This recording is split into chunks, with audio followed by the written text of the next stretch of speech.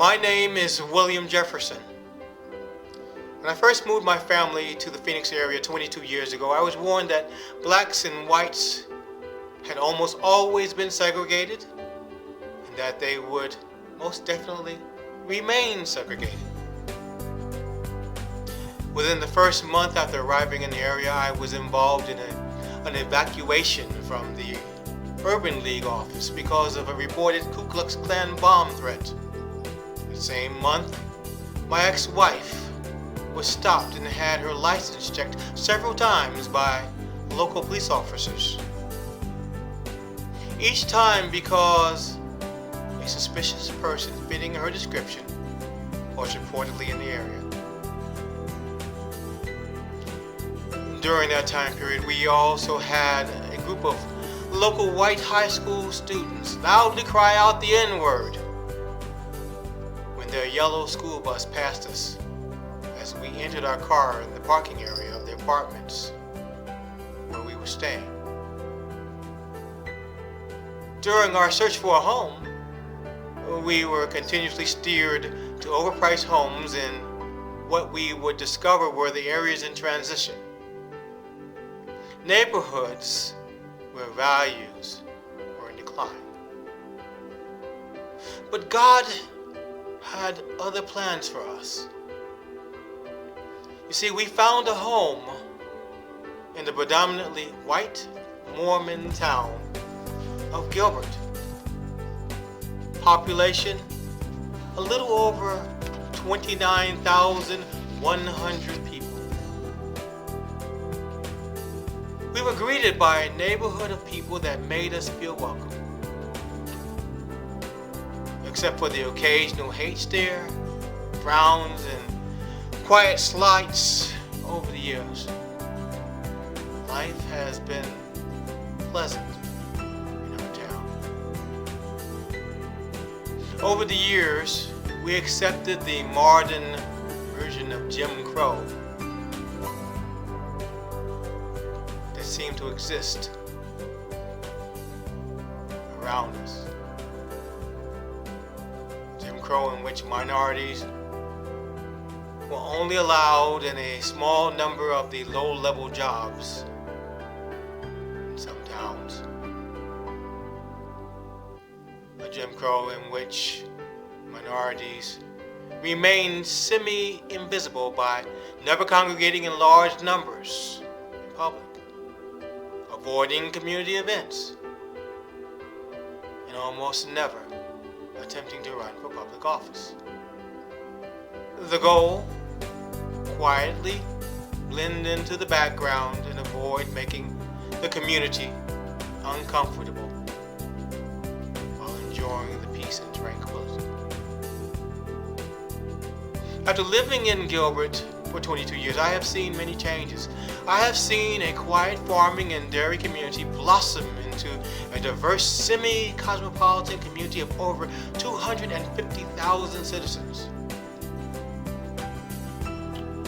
After raising two sons here and being widely involved in community events, committees, and board participations too numerous to present in this format, I listen to the voices of community members that firmly informed me that the modern form of Jim Crow is gasping for breath.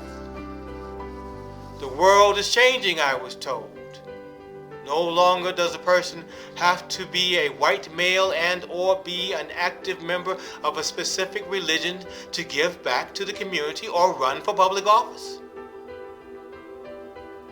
Although I continue to be the lone representative or one of the few persons of color at most events, our community is maturing, growing beyond the biases and prejudices that many use to maintain a quiet but obvious segregation.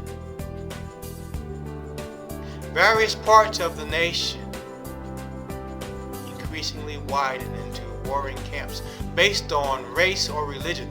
An increasing number of citizens in towns like Gilbert are expressing their intolerance of the past and the way it was. I am running for Justice of the Peace and have already endured my fair share of the roadblocks that must be endured. I have had signature sheets mysteriously disappear, been ignored and aggressively pushed aside on the same day. And yet, I maintain my journey because there is a counterbalance of community members that assure me that the world is changing and the prejudices of a few will not prevail. I would assume that my story is being repeated in towns throughout our great nation, some enduring even greater barriers than I. And to them, I sincerely pray that they will not be victim to any emotional or physical harm as a result of their attempt to give back to communities to which they have already given much. We Americans send our sons and daughters into harm's way to ensure rights and freedoms for strangers in distant lands, while some quietly allow the dilution of those same rights and freedoms of citizens living in our own community. Throughout our nation, we recently honored the diverse collection of Americans that defend our freedom, and yet many communities continue to maintain a quietly accepted system of minimal inclusion. What is the true value of those who sacrifice limb or life for the rights of all Americans? I have been blessed, for in the town of Gilbert, a growing chorus resoundingly answers, freedom. Freedom to vote for a diverse ticket not consisting of all members of any single racial, ethnic, or religious group. Freedom to run for office without fear of retaliation or exclusion due to race, ethnicity, or religious affiliation.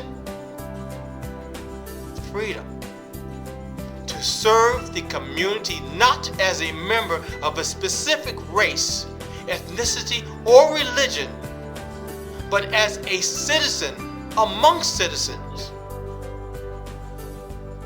I will continue my journey because I believe in the developing maturity of people in my community. Only time will tell whether Gilbert and cities like Gilbert have matured beyond the new Jim Crow and into an age of honest inclusion. Only time will tell. My name is William Jefferson, and I am still running for Justice of the Peace in Gilbert. And I can only hope that the citizens of my community will not have their right to vote for the persons of their choice denied by those who wish to reinforce